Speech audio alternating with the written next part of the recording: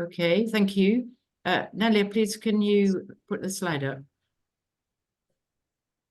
Hello, everyone, and welcome to this, for the Regional Coordination Mechanism of the EC region, a very important and timely and strategic discussion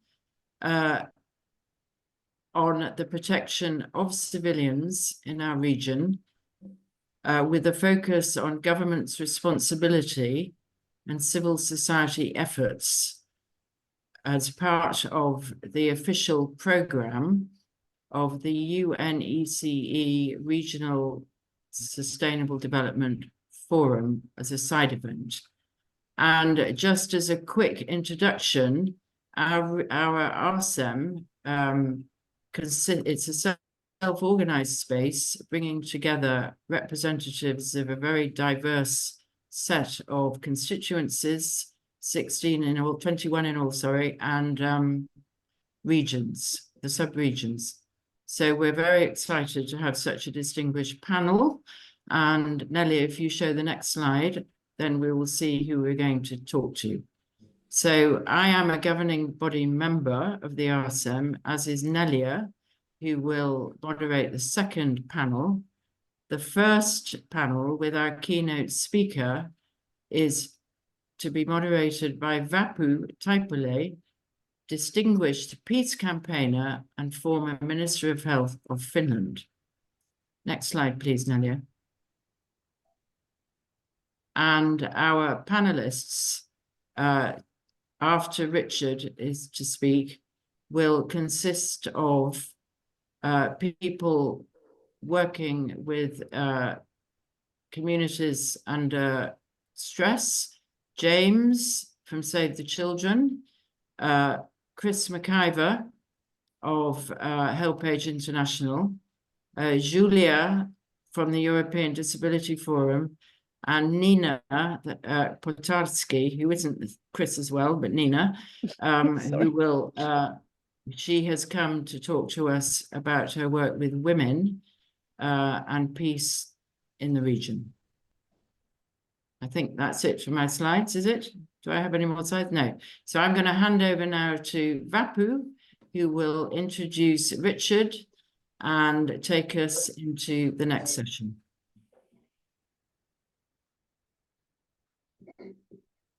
So Vapu, over to you. Yeah.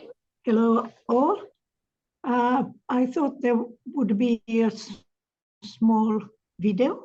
Don't we have? Ah, there's a video. I'm so sorry. Nelia, what about the video?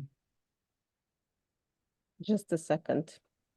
Vapo, please start and I will show the video. Okay.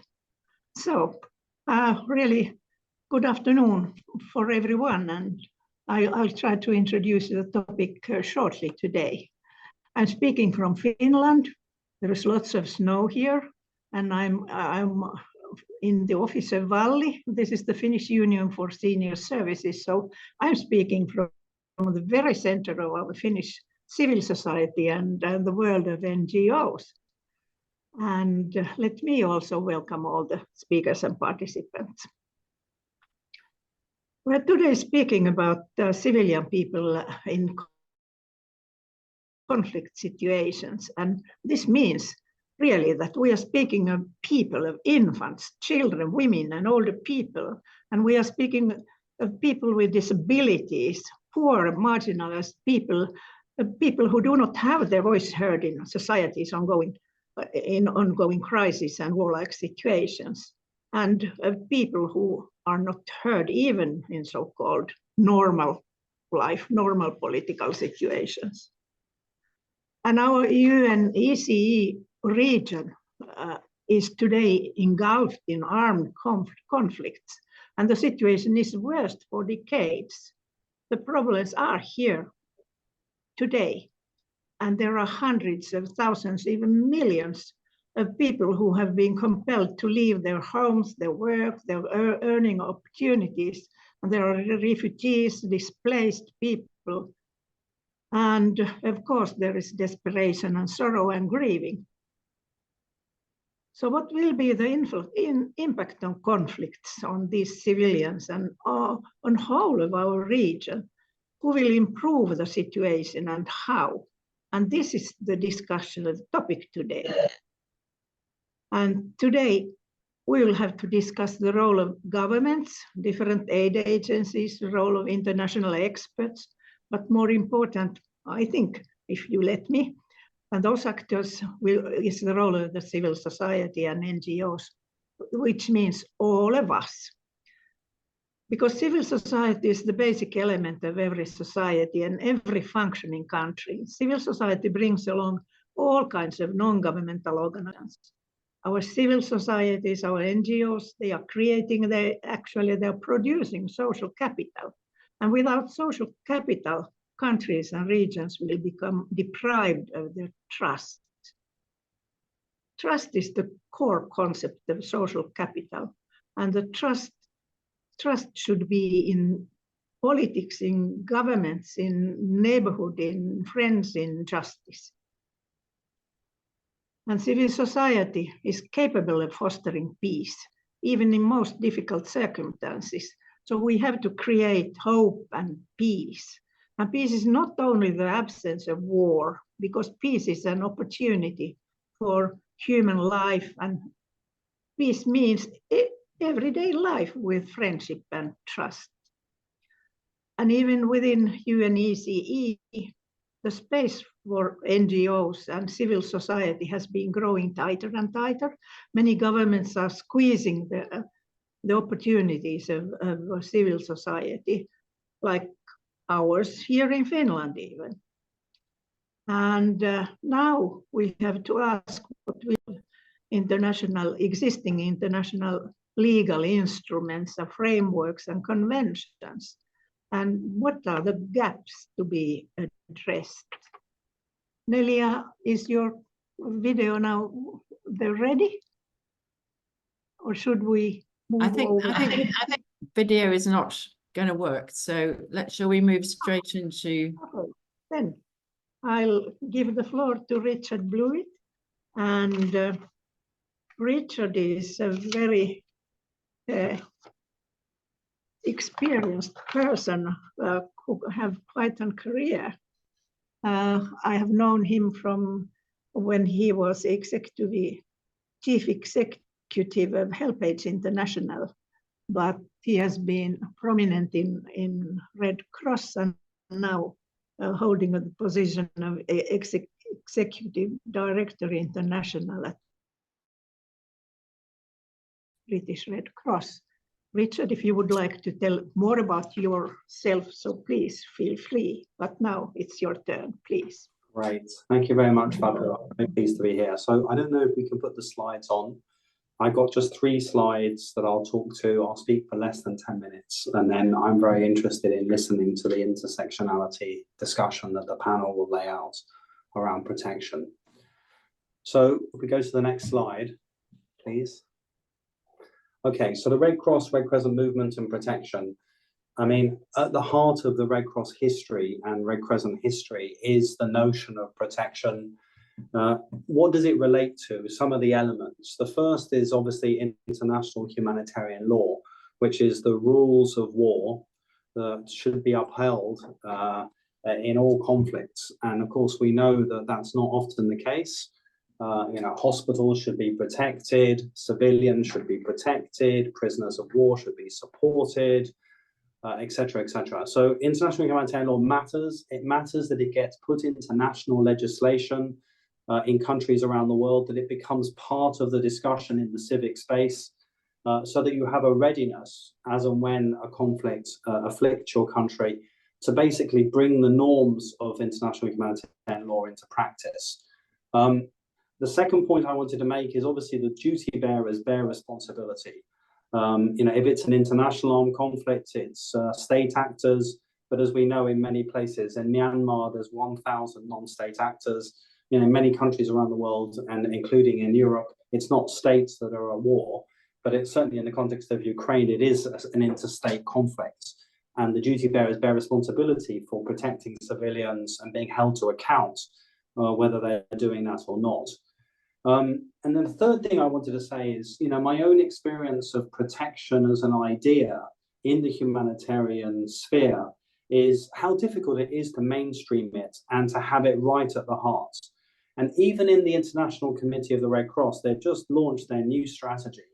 They're really now reasserting for themselves that actually everything they do is protection, and all the other humanitarian activity, be it water supply or food or visiting prisoners or whatever they do, it's through the idea of a protective architecture. And I wouldn't say they've lost that a bit, but it's not, to maintain it requires real focus. The other thing that I think is very important for making protection practical is proximity. One of the things about the Red Cross, Red Crescent, it has strengths and weaknesses, but one of the good things is we have 190,000 branches and chapters in every country on the planet. So there are lots of localized structures. Some are weak, some are strong, but they are embedded in the communities and known and trusted to different degrees, but really often quite trusted structures. And those are really critical because it means that the communities can feel confident that they're going to get some level of protective support through a Red Cross or Red Crescent intervention. And the same would be true for faith-based organizations and others that are often very embedded and localized. And that's an important element of the protective context. If we go to the next slide.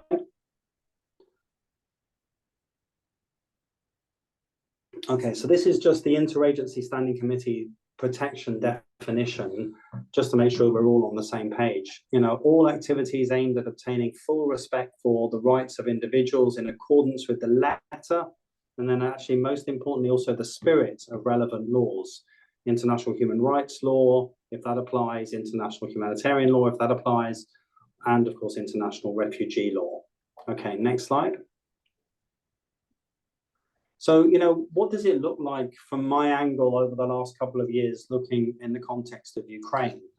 So the first is a very strong role for the International Committee of the Red Cross, and a very contested role. And it just shows that you can't take that humanitarians are in a very polarized environment, are taken as just there for good. And so the ICRC has struggled to have access to prisoners of war on the Russian side, and that has created a very tense and difficult reality for them with the Ukrainian authorities. But at the local level, they continue to work, and they continue to have access to Russians held by the Ukrainians.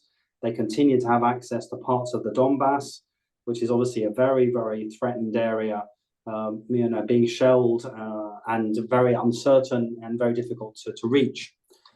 The second thing is the Ukrainian Red Cross. It has multiplied its size by 10 since the recent uptake of the conflict. And it is got local branches, like I was talking about earlier, in all parts of Ukraine, and is a trusted actor and can therefore afford a level of protection through its support because it's really rooted on the ground. I was in the Ukraine near the front line 4 weeks ago, and you could see, older people in some of the villages who refuse to move, and they know the Ukrainian Red Cross. They know it from having ongoing experience. And I think one of the key challenges of protection is that you've got to go that last mile or the first mile. It's very expensive, but you've got to reach people that are really hard to reach in a very deliberate way. You've got to work with the actors in the conflict to have their confidence that you can reach them, and that's very difficult. So reach is critical into communities, and trust that you can, work with the authorities. Humanitarian evacuations have been a feature of the response of both the UN and other actors, and including the Red Cross in Ukraine. Obviously, sometimes can be very dangerous to get civilians out of harm's way. Sometimes they don't want to move. But actually doing that in an effective way and negotiating that with the warring parties to minimize civilian loss of life is critical. You've got the occupied territories, which is very complicated for the issues of protection, because Russia will say this is territory of Russia. The Ukrainians say it's, of course, their territory. And so who can actually work in that territory to actually enable effective humanitarian protection and action? And so we have very limited presence there. We have branches that are sort of semi-autonomous. We have pressure from Russia for the Russian Red Cross to go in, and they've managed to avoid that so far. We have some presence of the ICRC, but it just shows how difficult it is to really afford protection in places that are really the most hard to reach and contested. And then lastly, I wanted to briefly talk about tackling disinformation and promoting neutral, independent humanitarian action. So, we're now in an age where what is truth is become really complicated. There are so many voices, so many diverse voices. We've been working with the Overseas Development Institute on humanitarian narratives for Ukraine, just to try and work out how people are perceiving it and trying to build a shared direction of understanding the importance of neutral, independent humanitarian action. That you can't take for granted. So if you take, I don't know, the UK ambassador, Melinda Simmons, who was there, and the German ambassador, they sit on the side, or have sat, Melinda has left now, that there's right and wrong. And basically, the Ukrainians are right and the Russians are wrong. And therefore, the ICRC and its neutrality isn't relevant. And so you've got this notion of not respecting and understanding that you need neutrality to basically provide elements of protection in very contested spaces. So those were the key points I wanted to make just to get the conversation going. And now I'm looking forward to listening and engaging into the panel discussion.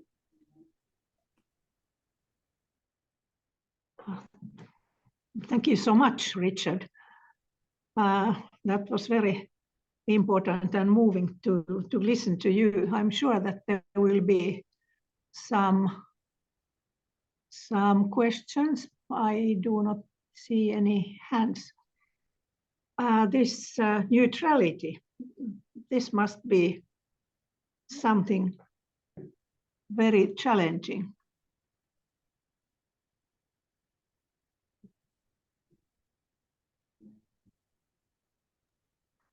We don't have questions so far, Vapo. Yeah. So let me ask Richard, how do you manage with the neutrality then? Yeah, I think, what it's been very, that's also true in the context of the Middle East and what's going on with Israel and the occupied territories. Yeah. At the end of the day, maybe not every humanitarian has to adopt neutrality, but the Red Cross does. Because the International Committee of the Red Cross needs to have the confidence to basically enable the evacuation of the hostages when the conditions allow for them to be evacuated, and they need to be engaged into those dialogues. At the same time, they need to be engaged with the IDF, who are holding Palestinians in Israel, and enable the release of them. So there's a very specific mandated role that requires neutrality. And if you don't have it, you're not going to have the trust of the parties to do that sort of work. And so neutrality linked to protection, linked to the role of the Red Cross, I think it just has to rest in our DNA. And, other actors can be very vocal about the abuses that go on in Gaza, Human Rights Watch, Amnesty, which is, but it's not for the Red Cross. And that's our contribution a bit to the protective context within which people are obviously suffering greatly. And then I would just say one last thing before we go on to intersectionality, and is, having left HelpAge and gone into the mainstream, both in the UN and now here it's just how quickly disability, age, the disaggregation, how quickly it disappears off the priorities, and how tragically it disappears. How difficult it is to make sure that it's properly mainstreamed.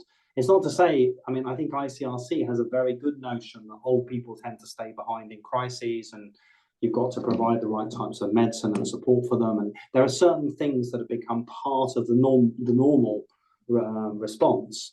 But I think a deep understanding of intersectionality, the UN and the major humanitarian actors still have a long way to go. I really admired the disability guidelines that came out a few years ago. I'm really looking forward to hearing how they're getting implemented to actually afford protection and support to people in very difficult circumstances. Thank you. Do you have any questions? If not, Well, I just wanted to ask, I was very interested to hear about the ODI work on humanitarian narratives. and the ODI is very distinguished with its work and so on. I suppose my question is, how can we use such work to reinforce what you're talking about, Richard? You talked about disinformation, but most people get their information these days from, you know, probably quite unreliable sources. So how would how would these narratives work out in practice? Thank you. How would we use them?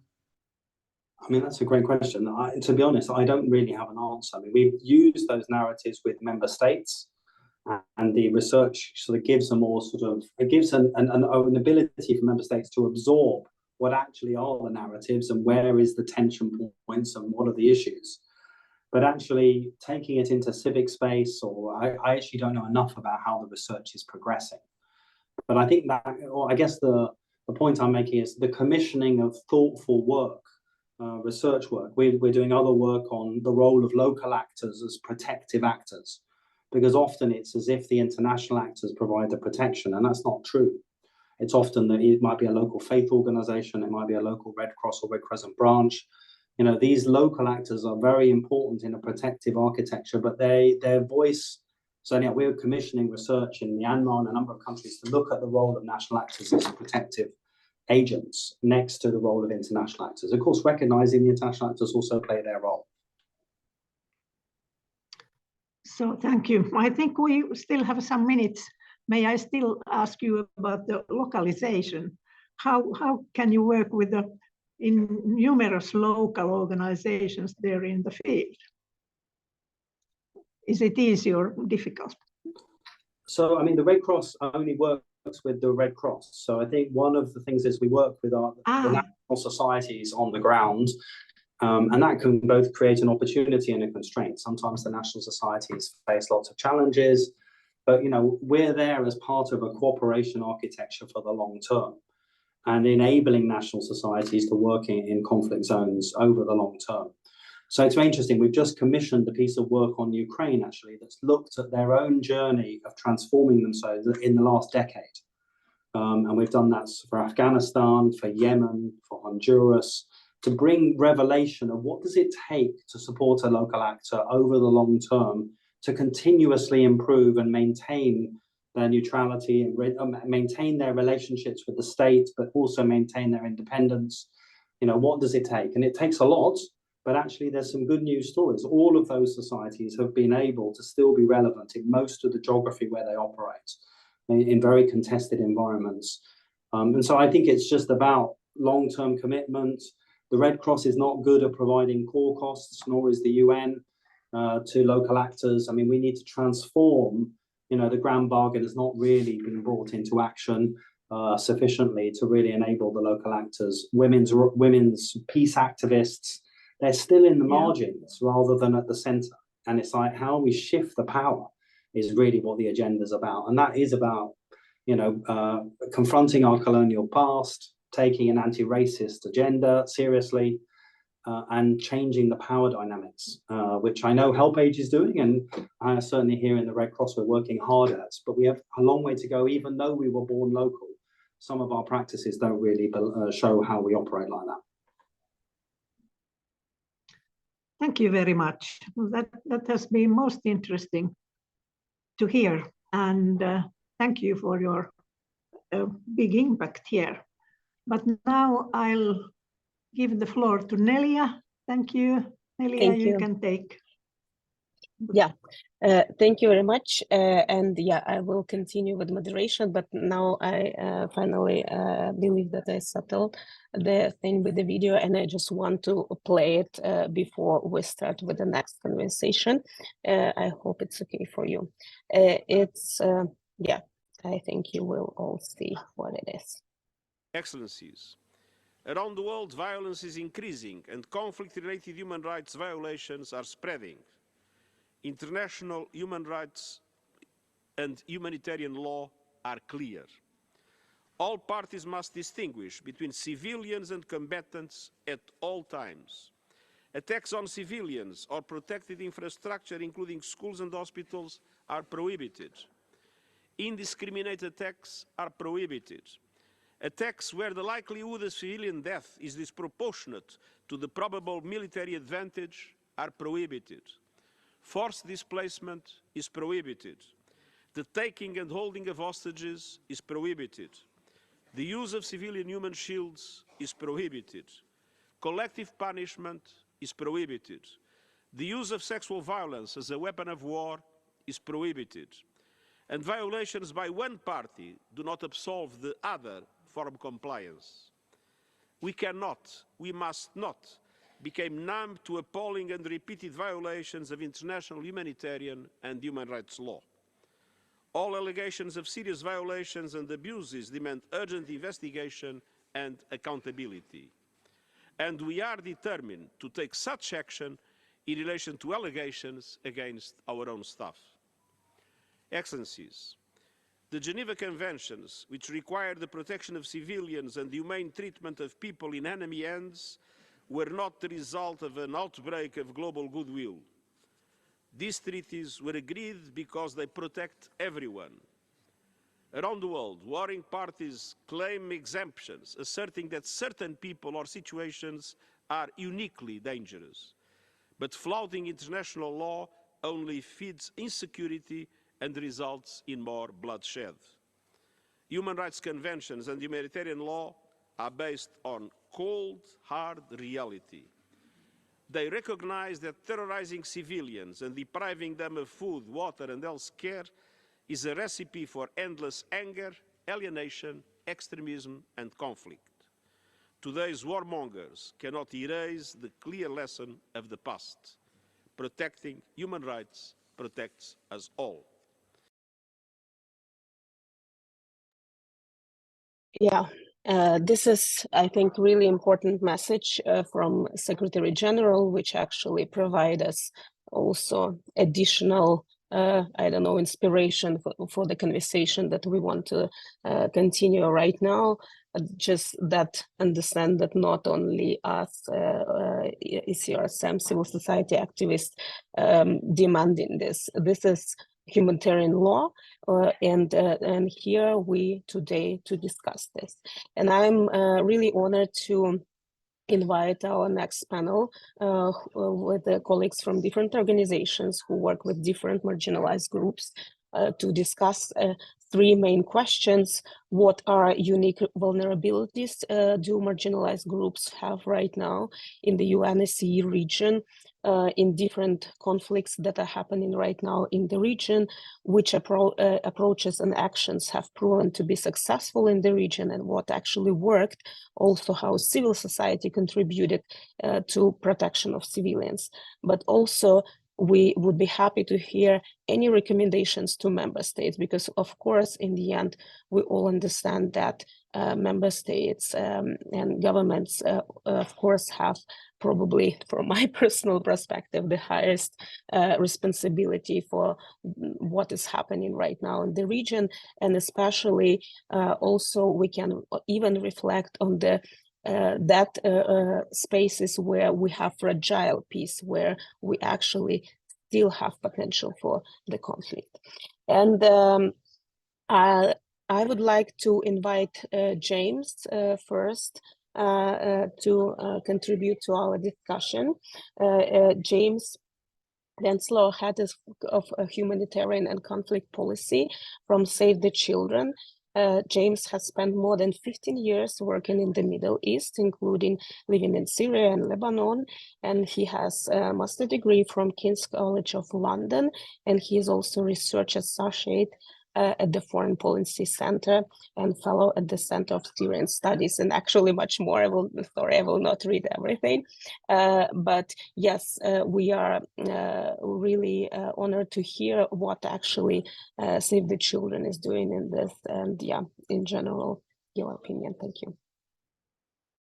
Thank you very much, and thank you for the invitation, and thank you to my fellow panelists and for those joining this discussion.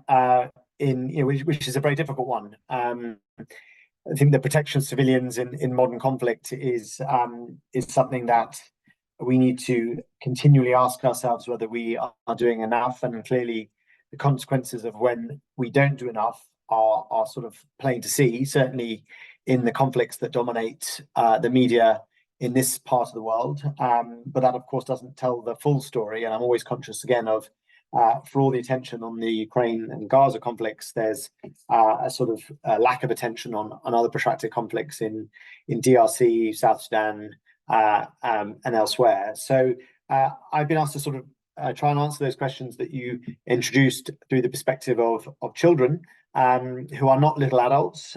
They are unique in their, not just their legal protections, but their physiology, which is an important component when you think and try to understand better how they are affected by conflict. I think we see some sort of important trends that underpin the challenge of protecting children in conflict.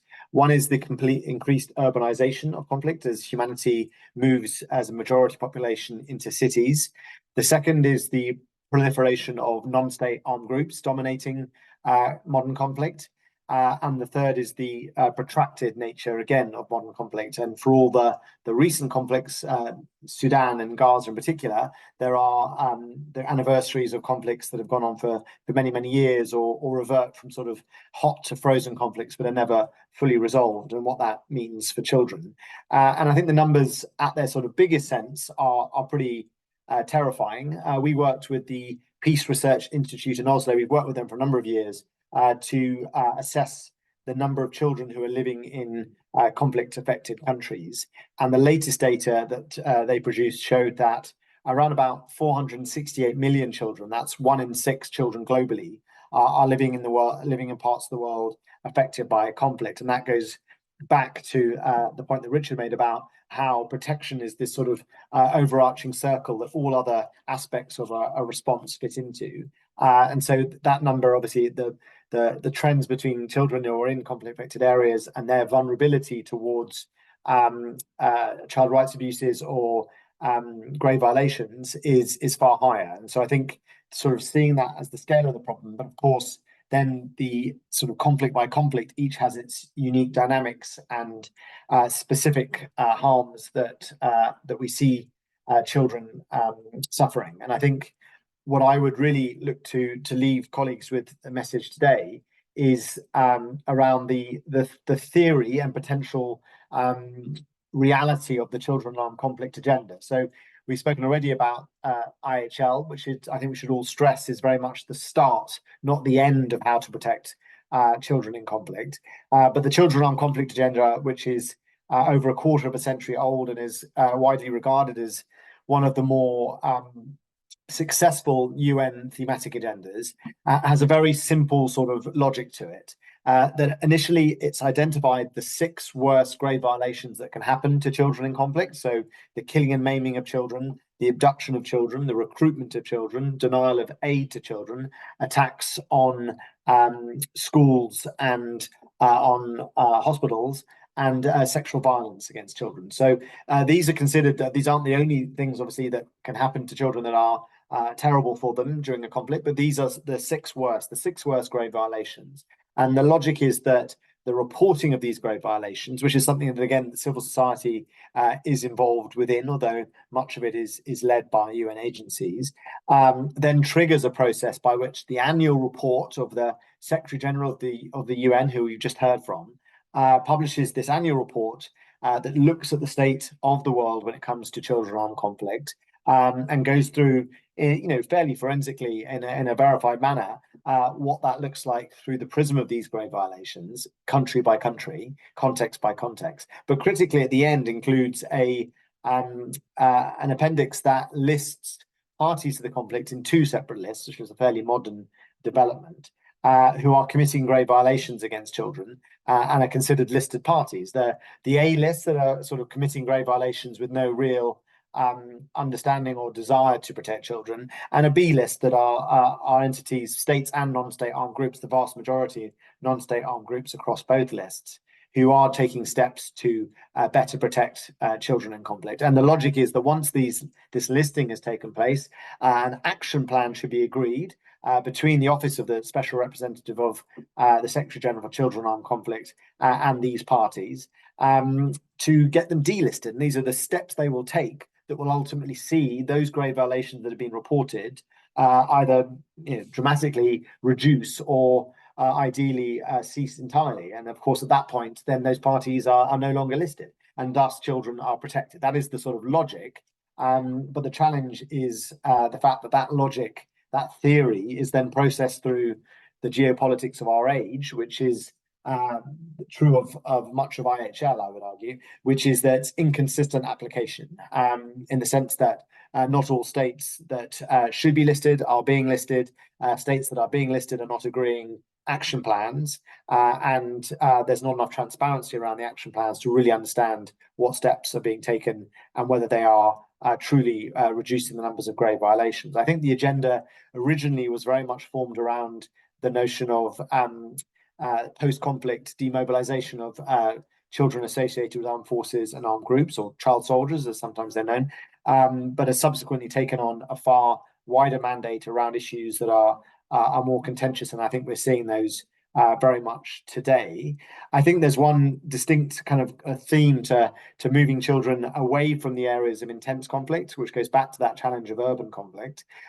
Something that in Ukraine we have been more successful at, because children have been able to leave the country or move away from the front lines of the conflict, whereas, or despite the fact that there are still no safe places in Ukraine, to obviously the contrast with Gaza, where it's children are right in the middle of things, and hence the extremely large numbers of child casualties there. And I'll just touch then on one point, which I think is important for those of you who don't focus on children specifically, which is those unique vulnerabilities. Children are 7 times more likely to die from blast injury than adults. They are obviously smaller, have less blood, have thinner skin. Their bones are of a different development stage. Their sort of their body's proportions are different, so they're more likely to see head injury as well as lower limb injury. They often are very difficult for non-specialist medics to treat, and that leads to different mortality outcomes. And of course, if they suffer life-changing injuries, these are injuries that they have to live with for far longer than their adult peers. And I think we see that physiology of children, again, very different between an infant, a toddler, a teenager. There's more difference between children than there are, say, between older children and adults. And of course, that reflects the fact that children are growing. And there's much we don't know, especially around how children's mental health suffers in conflict, and how that can be protected. What we've seen in conflicts like Syria and protracted conflicts is issues around toxic stress, and essentially children living under protracted periods of having constant fight or flight hormones sort of dropped into their brain, and what that means for their ability to develop as they should, and their ability to learn and to essentially to be children. I think that's one of the main messages I would again say around the children on conflict agenda, is that we are seeing childhoods cut brutally short. Beyond those 6 grave violations that I've mentioned, there are a myriad of protection challenges that are far more subtle, if that's the right word, whether that's the risk of children to going into the child labor, having to go into the labor market, child marriage, child-headed households.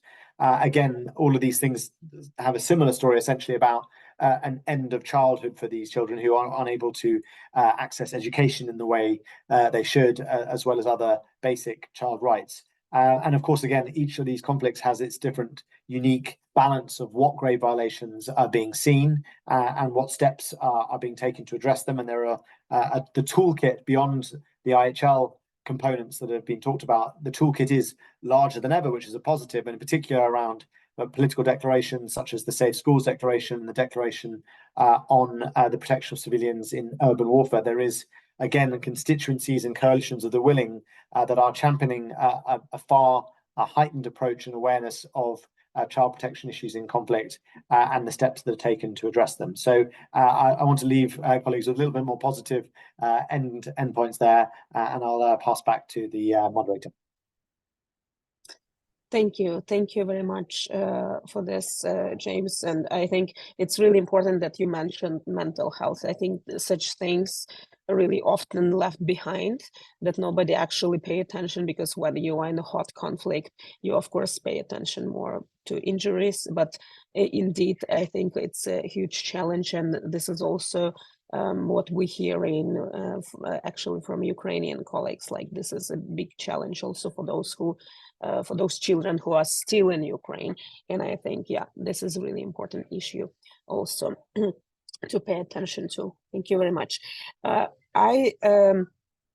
I would suggest if you can stay with us. I also advise our participants, colleagues, because I didn't mention it before, to put your questions in the Q&A section. If you have any questions to our speakers, you can specify to whom you have a question, or just say in general which questions you have if you want to that everyone more or less reply on that.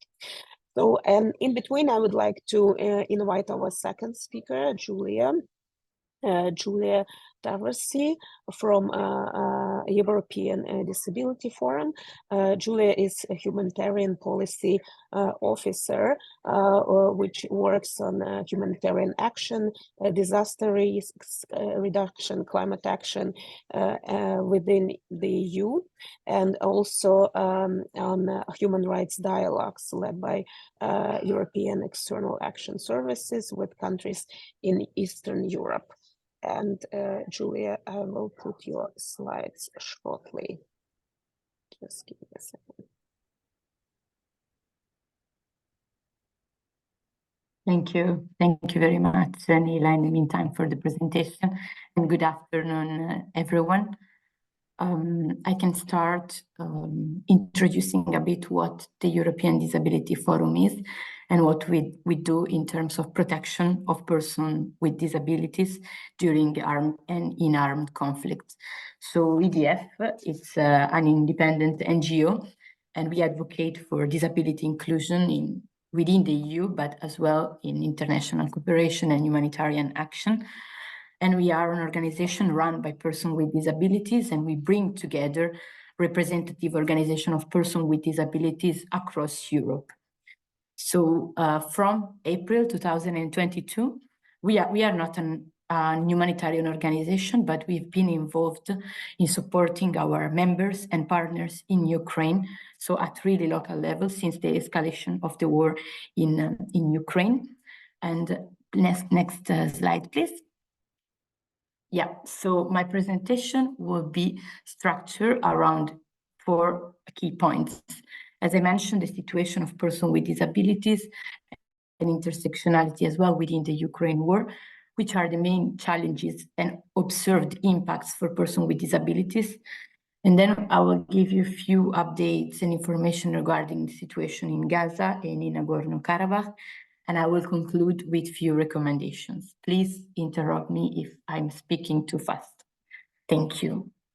So regarding the situation of persons with disabilities in Ukraine, persons with disabilities unfortunately are among the most disproportionately impacted.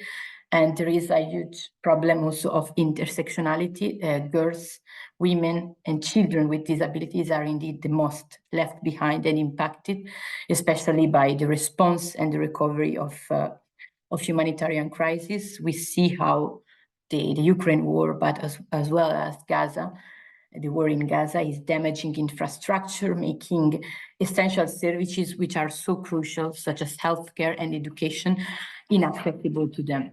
We have information regarding 25% of internally displaced people, and within these internally displaced people, there are households that have one or more household member with a disability.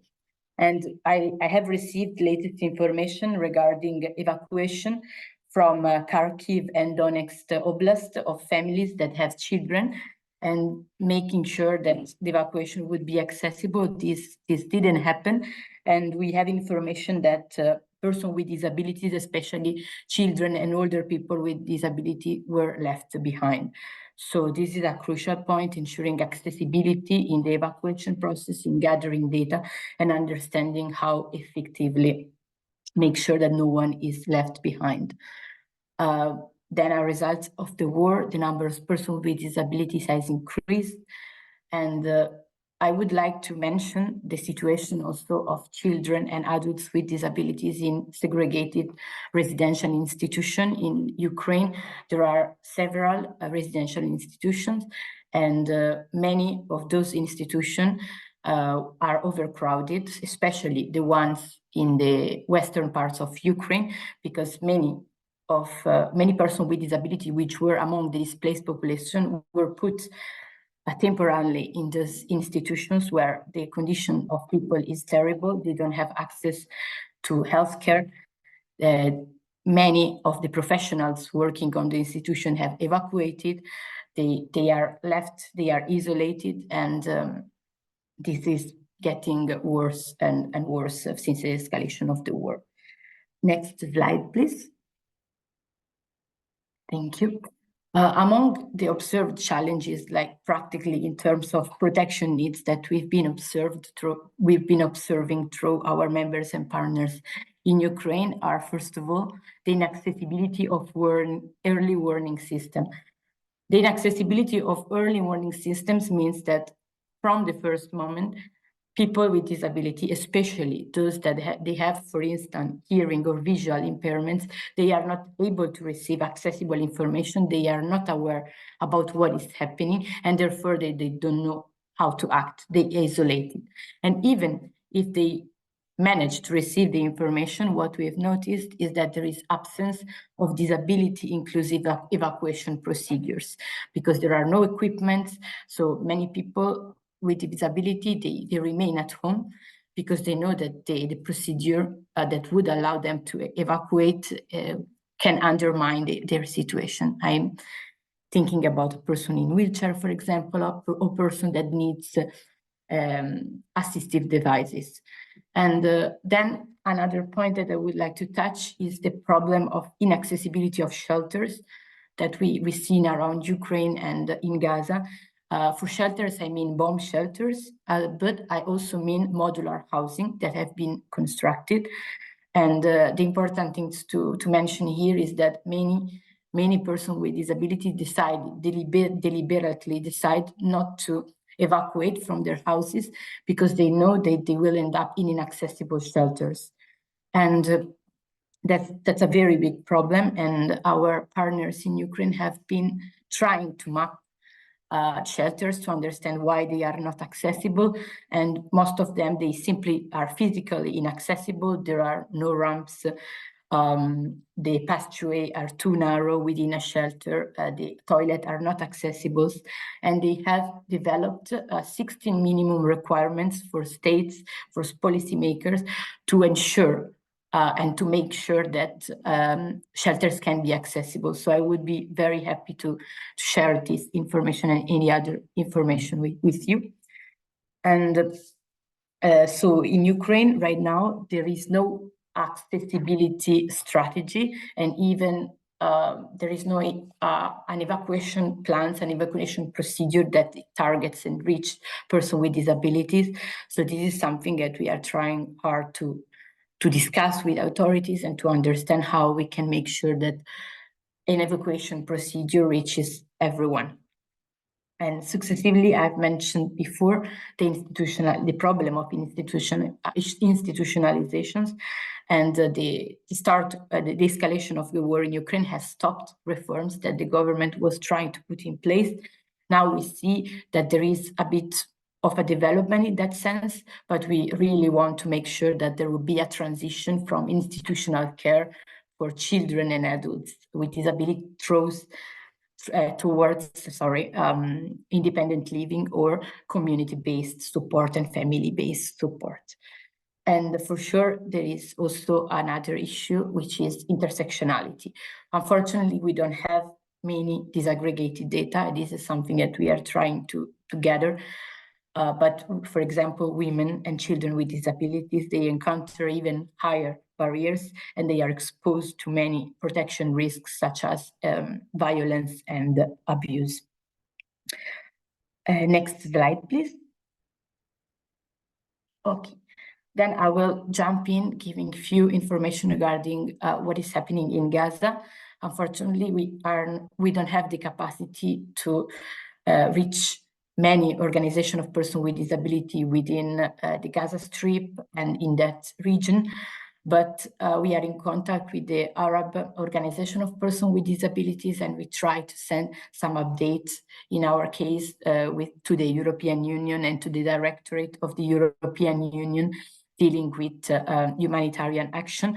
But as well as in Ukraine, the main problems and the main barriers and challenges are barriers in fleeing, in identifying, receiving information on how to identify a safe place to stay and how to evacuate. So in terms of numbers, we don't know right now how many persons with disabilities are staying in Gaza, but prior to October 7, 21% of households in Gaza has at least one member with a disability. And since October 7, more than 1,000 children are estimated to have lost a limb in Gaza. And this translates to around 10 children losing a limb per day. So we know that data are very dramatic, and there is a lack of inclusive humanitarian assistance, so from shelters, but persons with disabilities, of course, need specific requirements, but as everyone else, they also need food, water, medicines, and in some cases, assistive devices. So what we have seen in the region, it's really an ignorance of human rights conventions protecting the rights of persons with disabilities, including the UN Convention on the Rights of Persons with Disabilities, which has been ratified by Israel, and the UN Security Council Resolution 2475. So in terms of the situation of person trying to evacuate, person with disability trying to evacuate from the north of Gaza to the south, we know that there are some safe zones that were established, but these safe zones are unfortunately inaccessible, physically inaccessible to persons with disabilities, or persons with disabilities they cannot receive accessible information regarding where they could go to find protection. And those areas have been also bombed. So that's making this even more difficult. Next slide, please.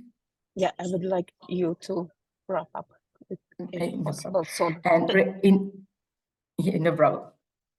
In Nagorno-Karabakh, we have seen a similar situation. We are not in contact with our members and partners there, unfortunately, anymore. But we're receiving update regarding same things, like evacuation procedures are not disability inclusive. There's an accessibility of shelters and complete lack of accessible housing and community-based services, with, again, a huge risk that people end up, that they have lost, for example, family support, they end up in institutional settings. And I'm going to the last slide. Thank you. Yeah, so I have a few recommendations that I would like to share with the audience.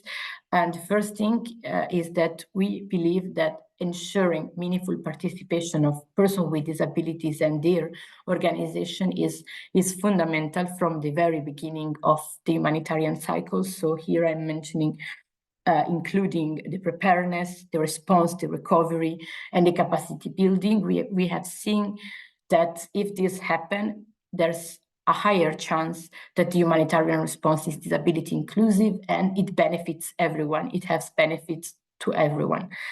And then for states, especially in the ECE region, and humanitarian agency, it's crucial to ensure safety and protection of those persons, and implementing guidelines tools already exist. And here I would like to refer to the Interagency Standing Committee guidelines for the inclusion of persons with disabilities in humanitarian action. And then, as it was mentioned before, it's super important to disaggregate data by gender, age, and disability. Disaggregating data means having a clear picture about the needs, the protection needs of the population, and how states, how policymakers can really implement procedures and policies that they are effective and they can reach everyone. This has been through the project. We tried to disaggregate few data, but it's a huge effort, and we really encourage states to do that, and then ensure immediate access to everyone in terms of humanitarian action, especially for children, women with disabilities, but also deaf, blind, and persons with intellectual disabilities. and psychosocial disabilities.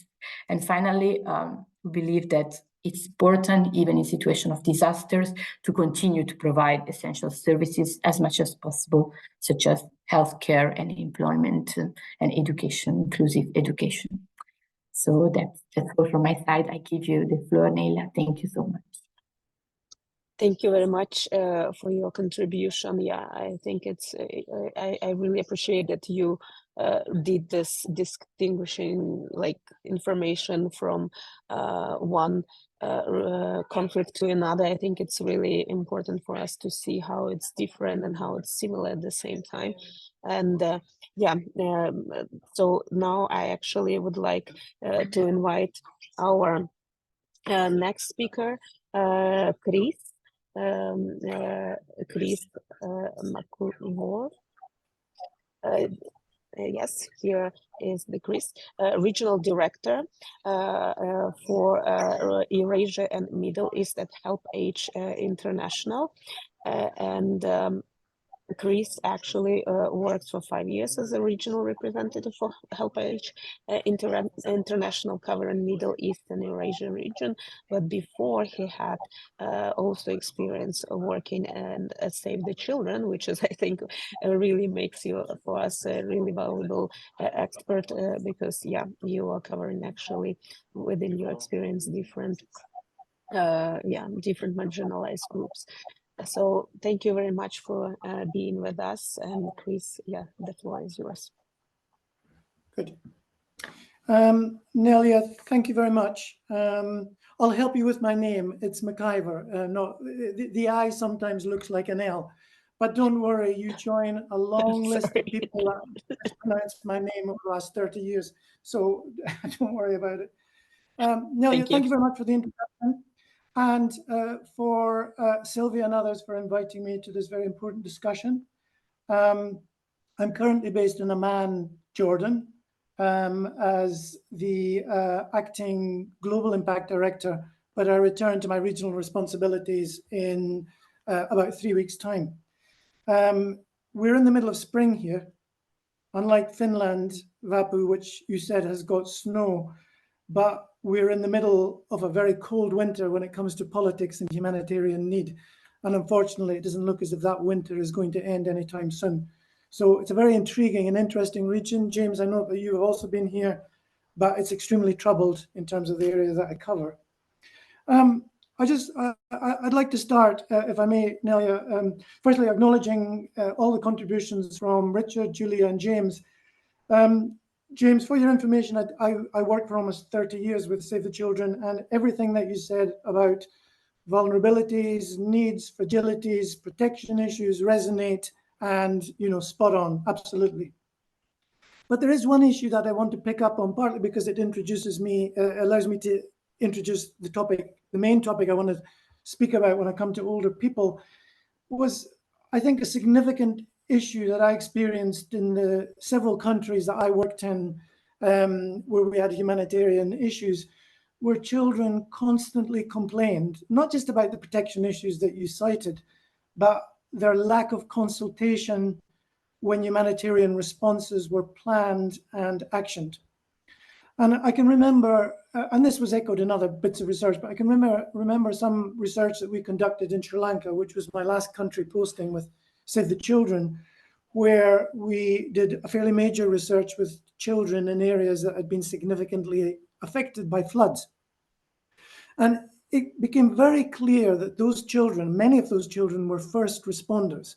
They had been involved with evacuating members of their family and other community members to higher ground, yet that agency and contribution was never recognized. Not only in relation to, you know, the past history of what they did, but the future planning. One statement that one of the children made for that research that we did, we are not only victims, we can help too. That would be something that would recognize our dignity and choice. And for me, that was quite a powerful statement and echoes many of the conversations I had with children in my time with that organization, with Save the Children. When I joined HelpAge about 5 years ago, I suppose somewhat naively, I'd expected that this lack of inclusion and consideration when it came to older people would not be the case. partly because I'd heard often enough, and maybe had not taken the trouble to interrogate these statements, that older people were respected, inputs valued, culture, religion, and other injunctions encouraged them to be seen as valuable members of the societies. But while I don't want to claim that that might not be the case in many communities, it became clear to me in my discussion with HelpAge colleagues, in reading the research that we did, in speaking with older people themselves over the last 5 years in countries like Jordan, Lebanon, Syria, Ukraine, where I had the privilege of spending 3 months last year and met quite a number of older people's groups. A different picture, a more concerning picture, began to emerge, again, in similar areas as those that children had pointed to in respect of their needs and agency. I want to give just a quick summary of some evidence for that assertion and refer you on to a report, which I'll put in the chat later. Some of you might well have already read this, that we did 2-3 years ago. 12 assessments conducted in 11 countries, 9,000 older people. Countries in this region that I cover for HelpAge included Syria, Jordan, and Yemen. And what we discovered or found out through that research echoed subsequent research we conducted subsequently in Iraq, Lebanon, Gaza, and Ukraine in the years that followed. This is just a snapshot of some of the figures, but for me, they're quite telling, and I think for others who've read the report. 39% of older people could not reach aid distribution points independently, including 55% of those with a disability. Over 90% of every older person we interviewed had at least one underlying health condition, which had been significantly worsened in a humanitarian context through lack of access to medicine. Only 28% of those who said they had difficulty walking had an assistive device. 26% said they could not access any health service whatsoever. 69% of older people said they didn't know how to provide their opinion or make a complaint about the services being offered to them. 77% said they had not been asked by any other humanitarian agency about the help that they needed. And kindly remember that some of the countries where we did this research had had emergency programs for 3, 4, 5, 6 years. This was not a sudden emergency where there was no opportunity to speak to people. Only 3 of the needs overviews and humanitarian response plans for the 11 countries covered included data specifically in older people. And nearly 2/3 of those we interviewed said they were caring for at least one child. In some cases where war and conflict took place, the dependency ratio was much higher, 4 to 5 children per older person in Syria, and almost half were the primary caregivers for another older person. 20% living alone and not with the extended family, as was often assumed.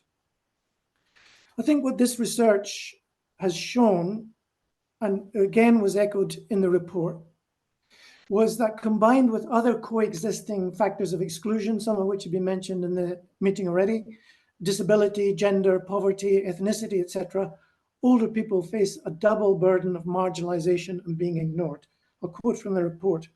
Women seem to be under greater strain than men. They accounted for 58% of those living alone, 56% of those caring for others, 56% of those with no access to healthcare, 58% of those with no access to food, and 58% of those with no income. More older women than older men said that they couldn't cope at all. The last thing I want to highlight before I come to some recommendations, and I can post my recommendations to the chat as Sylvia requested, is the issue of stigma and ageism.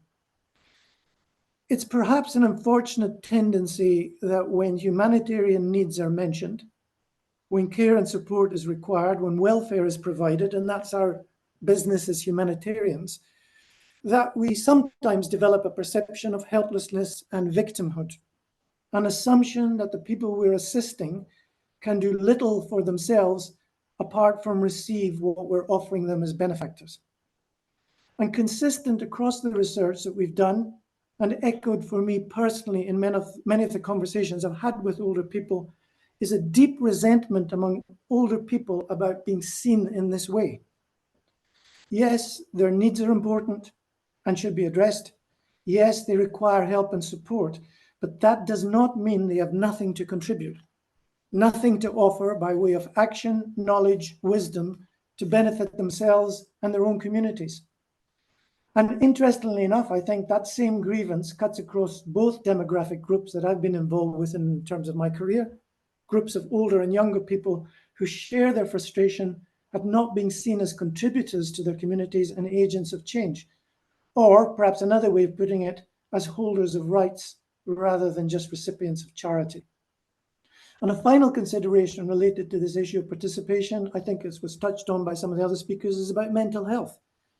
As you can imagine, the trauma of being a refugee when you're older, and this was graphically brought home to me in many of the discussions I had with older people in Ukraine, when you've got to leave your entire life behind, your house, family, relatives, friends, and community, puts an incredible stress on someone's state of mind. In a report that we produced last year on the situation of older people in Ukraine, this came across as a major issue. Michael, who's over 65 years, said that volunteering was the only thing that gave him purpose and helped manage the psychological effects of being a refugee and in the midst of a terrible war. Victor, 66 years old, whose house was completely destroyed and now lives in a shelter for internally displaced people, also helps other people. And he said, volunteering is like breathing to me. So I think this clearly brings across the importance of involving older people in some of the solutions to their problems. A few broad recommendations, Nelia, with your permission of time, it'll just take me 2 minutes. And those are unpacked in more detail in the report quoted above, which I'll put in the chat box. Investing in capacity building and skills training for humanitarian actors to understand and respond to the rights and needs of older people. Investing in programming to meet older people's specific needs, tackling age-based discrimination, addressing barriers to accessing services, and giving older people a stronger voice in humanitarian settings. Efforts around improving data collection, analysis, and disaggregation on the basis of age. I think Julia already mentioned that, as accurate information is essential to uphold humanitarian principles. Providing accessible methods for older people to feed back on the assistance provided, and adapting programs according to that data analysis and feedback. A few years back, on the back of the terrible explosion in Beirut, Lebanon, that some of you will remember, we conducted an exercise with older people in the affected areas.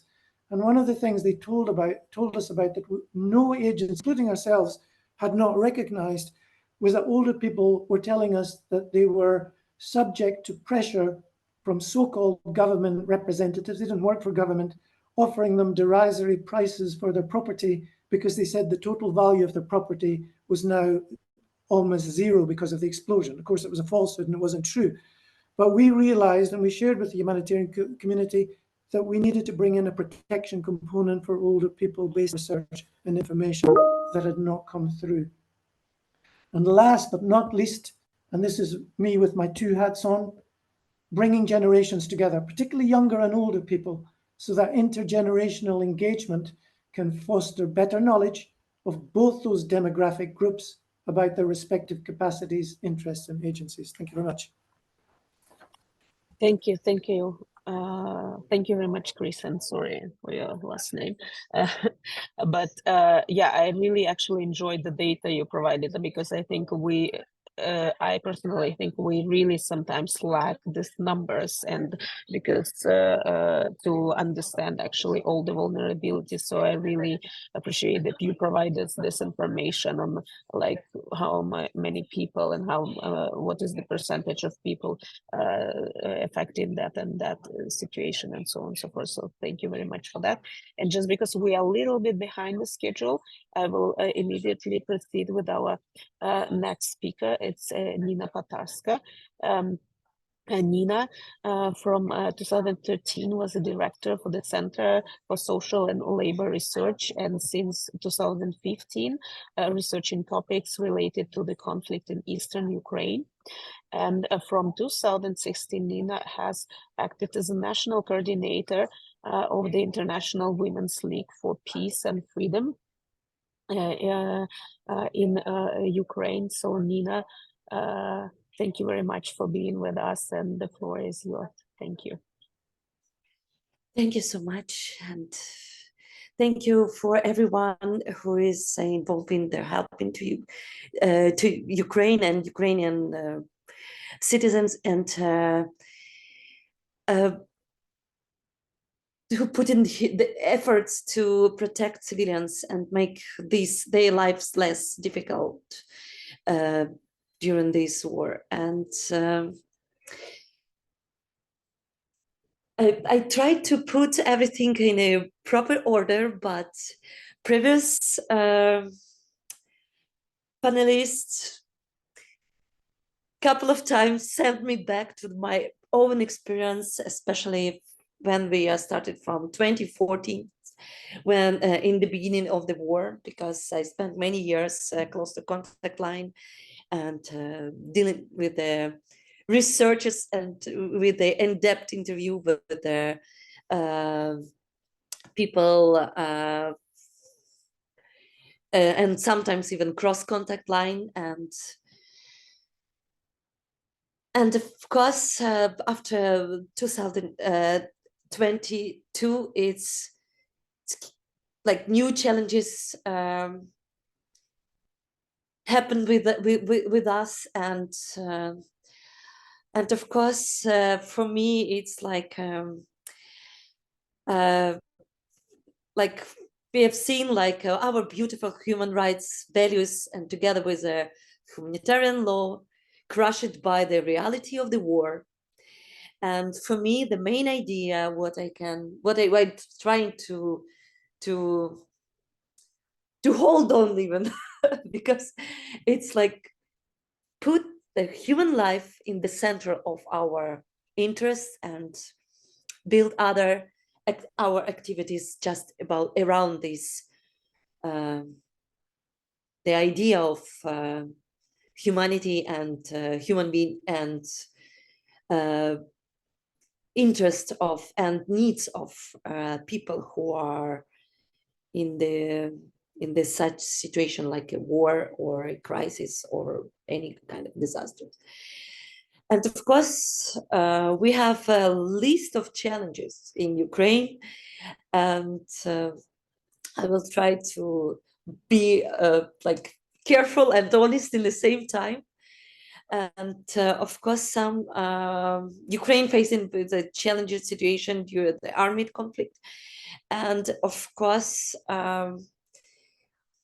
we can demand something like some protection from government, and especially if we are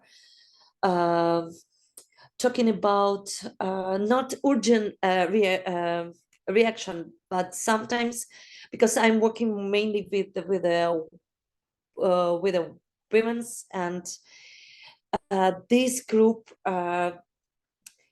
facing not just urgent effects, but sometimes it's indirect side effects. For example, if we are talking about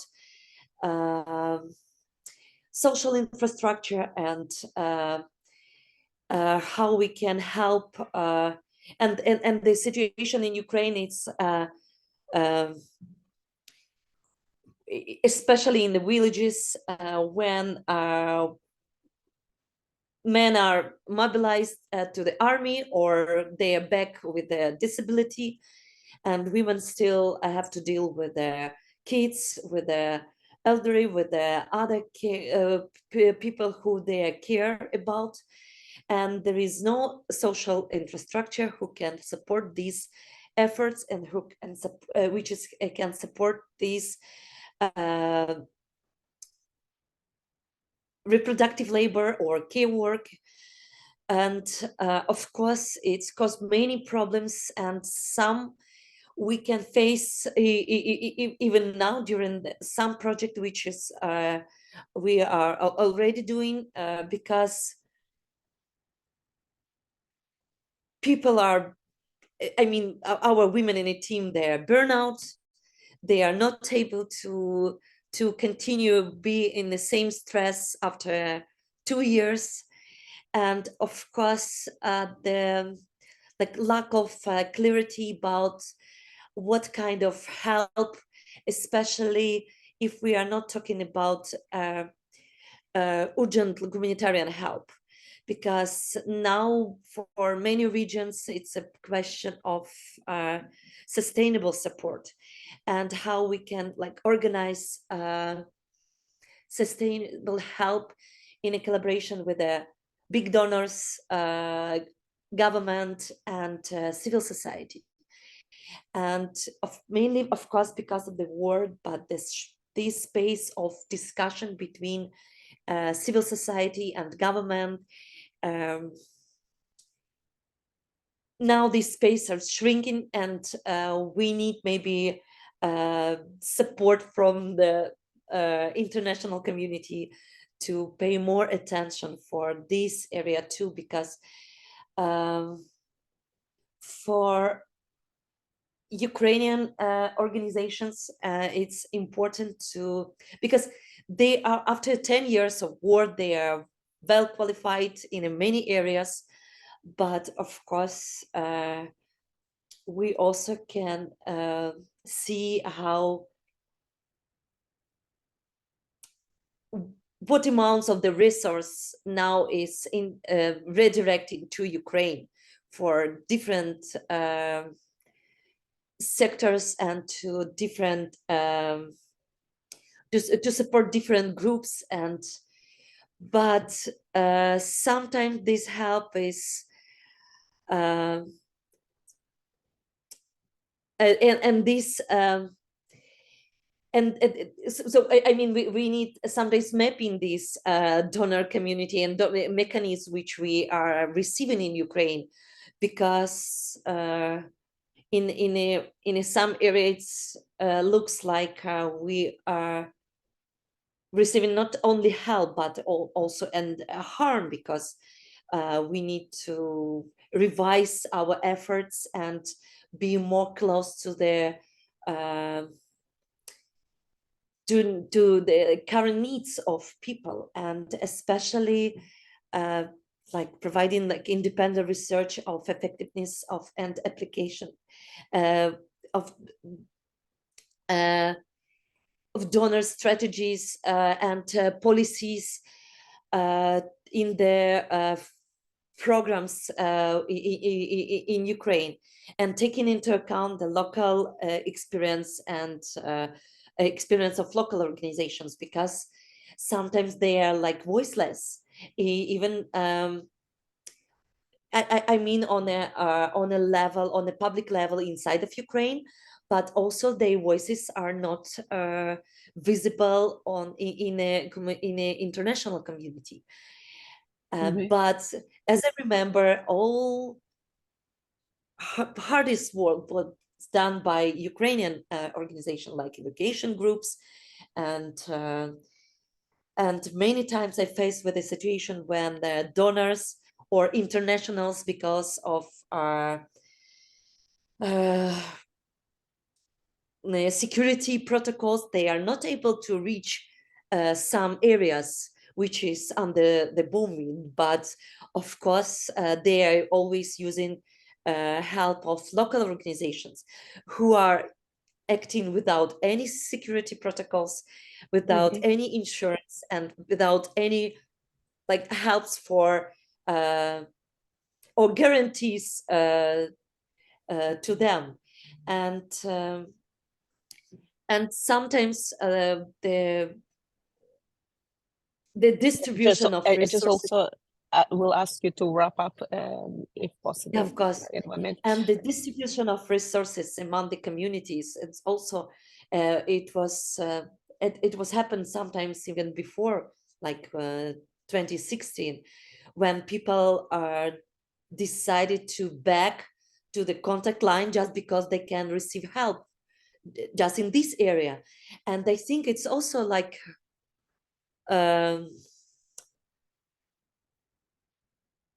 side effect of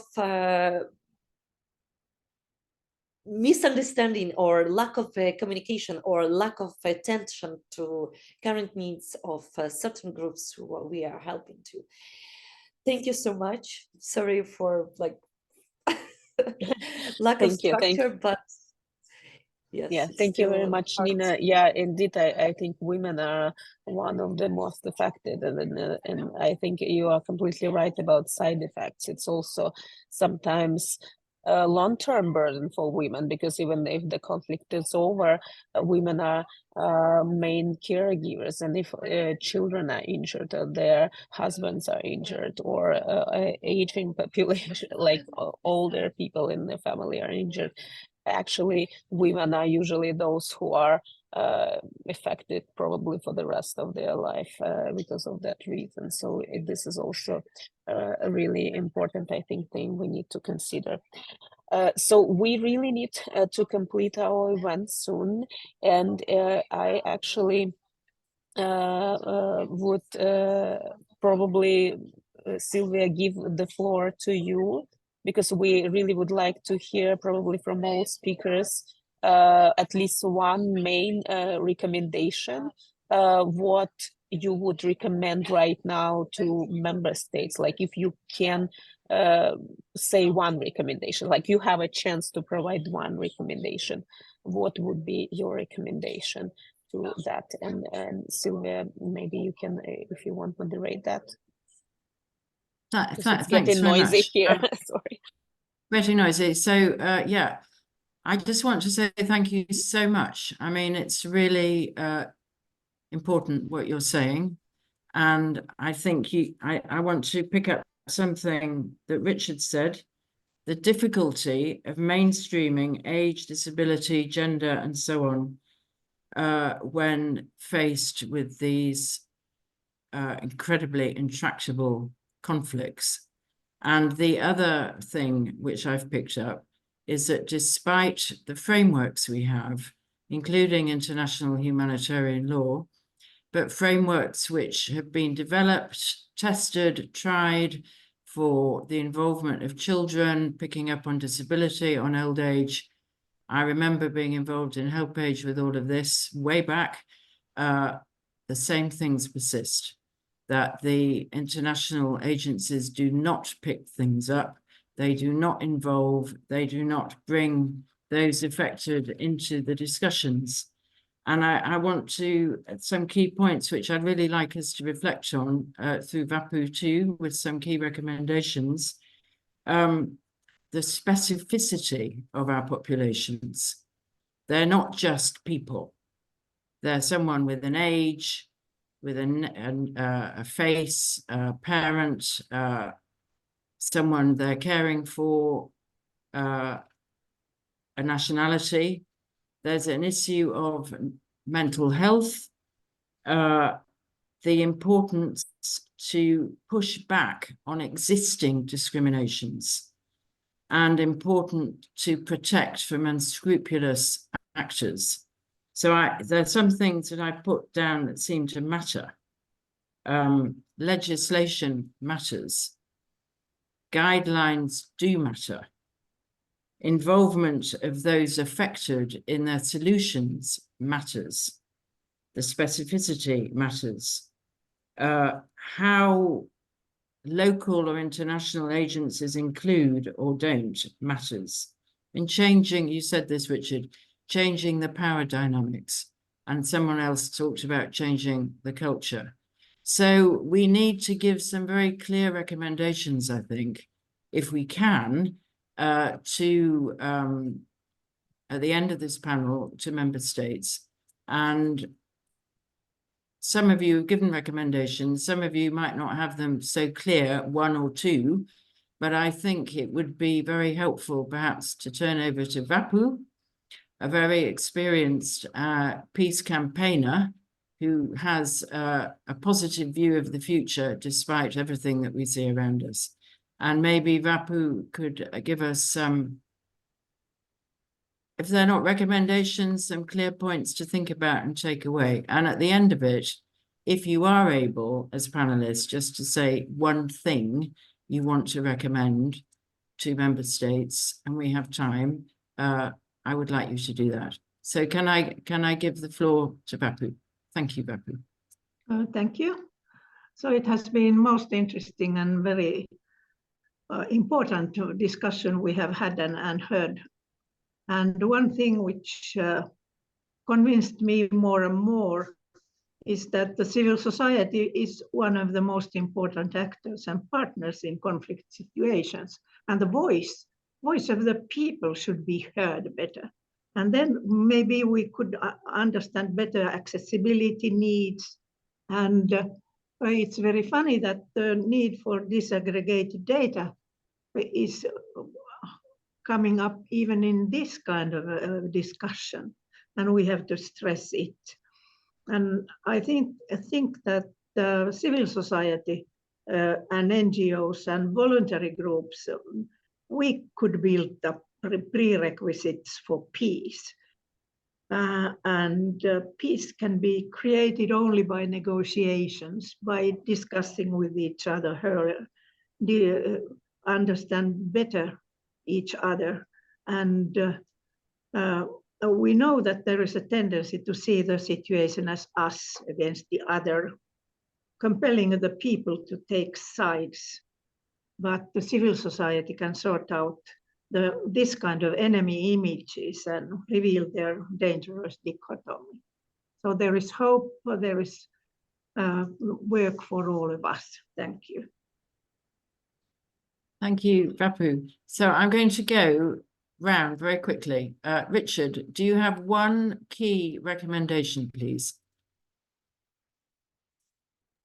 Yeah, just thank you very much. I really enjoyed the panel. I think just re-establishing the centrality of the protection framework for all humanitarian actors, and that will help the centrality of intersectionality. Because if you put protection first, you've got to understand who you're protecting. And I think, how do we get that disaggregation and thinking into the... And then the second, sorry, just quickly, would be to invest in local inclusion actors, humanitarian actors, and pay for their insurance. Insurance. Okay. Well, no, invest in local humanitarian inclusion actors and pay for their insurance. Okay. Thank you very much, Richard. Chris.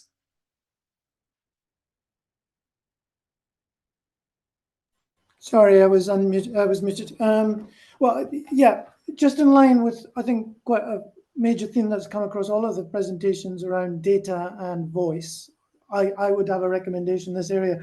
I'll just repeat one of the things I said, Sylvia, and I'll articulate it better and send it to you. Provide accessible methods for older people to feedback on the assistance provided. And actually, let's make that, I think we need to be careful that we're not playing off one generation against each other, because sometimes that's perceived by donors and other actors. Or is it older people, or is it women, or is it young? There's vulnerabilities that cut across those sectors. So provide accessible methods for all people affected by emergency situations to feedback on the assistance provided to them, and adapt programs according to data analysis and feedback to ensure it upholds everybody's rights and dignity and supports independence. I'll articulate that and get it back to you. Thank you so much. I couldn't write it down fast enough, but I understand. Thank you. Julia. Thank you, Sylvia. I really would like to recall what has been said, and I think that meaningful participation in terms of being able to apply and to implement the framework that already exists, and not through like sporadic consultation, but really being at the table, like the motto, nothing about us without us. I think it's crucial, and the civil society in general should really play a consistent role, because the experience that civil society can bring through states and policymakers is fundamental in times of war. Thank you. Thank you very much, Julia. James, you've just appeared on the screen, so go ahead. Yeah, all I'll do is amplify, I think, the messages of others in terms of things being integrated, intersectional, and I think the point that was raised by colleagues that when doing things to or for children, make sure that you've spoken with children as a continuing process, not a single tick box exercise. Okay, thank you. And Nina. I'm sorry, I'm muted. I can just repeat some ideas, but of course it's a consultation with the local civil society, including women and other groups with a different experience, and sustainable support and programs support for civilians. Okay, And thank you. mapping. Mapping, yeah. So it seems it's a whole thing about disaggregation, about inclusion, about support, about civil society at the centre. Thank you so much. I'm going to just give you back to Nelia for final thoughts, but I want to thank each and every one of you. It's been a really great panel, and I want to thank Nelia for having pushed for this side event, which is an official side event, and it's quite complicated in the UN at the moment because we don't get much support. So thank you, Nelia, for your efforts, and over to you. Yeah, thank you very much, colleagues. And I personally also would like to thank you actually working in this topic and actually pushing this agenda forward, because I mean, unfortunately, because we see more conflicts in the region and for 2030 agenda and the SDGs, it's not the best thing, which is happening for SDG 16 also explicitly. And here today in Geneva, we hear again and again speeches about peace and security and also protection of civilians. And I just hope that we will find a solution between member states today. In our civil society statements at the opening, we were really asking member states start collaborate, start to negotiate, start working together within different international platforms. Use also Summit of the Future of as this platform for finding possible solutions, because we are in the 21st century. It doesn't make sense that we are still dealing with these issues. This is my personal perspective, and I just would like to thank everyone once again for joining. It was a bit chaotic because we are really also in Geneva right now, but yeah, thank you for your understanding and patience, and I hope that that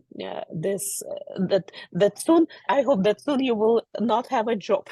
Sorry, this is my in terms of working in this field. But thank you for all your contributions. Yeah, and I hope that we will see each other again somewhere on the other events. Thank you very much. And just finally to say, we will put a little note together to go with the recording, with the recommendations. And hopefully you can use them and build on them, and we'll do our best to get it into the report of the meeting and taken forward in the other processes. So again, thank you so much. And I guess it's au revoir. Bye-bye. Hasta luego. Bye. Thank you. Bye-bye. Thank you. Thank you.